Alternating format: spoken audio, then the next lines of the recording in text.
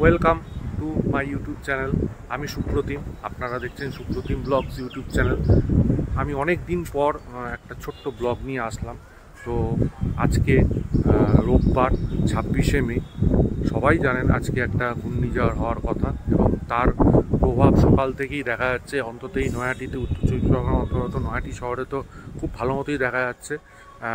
মানে খুব ভালো করে এখন ঝড় হচ্ছে, ঠিক আছে, কিন্তু বৃষ্টিটা এখনও আরম্ভ হয়নি। তবে আকাশ বেশ মেঘলা রয়েছে, ঠিক আছে।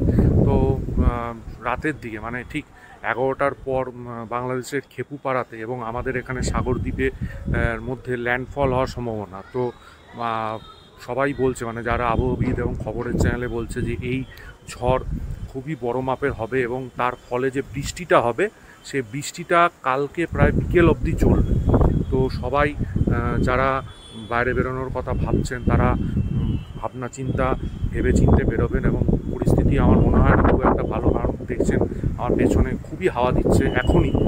এখন প্রায় 12টা সাড়ে 12টা বাজে, তো এখনই খুব হাওয়া দিচ্ছে। তো আমার মনে হচ্ছে ঘূর্ণিঝড় রেমালটা ভালোই প্রভাব ফেলবে আমাদের উত্তর চব্বিশ পরগনা, দক্ষিণ চব্বিশ পরগনা, মেদিনীপুরে, হুগলিতে। তো সেই জন্য আমি ছোট্ট একটা ব্লগ করলাম। সবাই সচেতন থাকুন, নিরাপদে থাকুন এবং বাড়ি থেকে বেরোবেন না।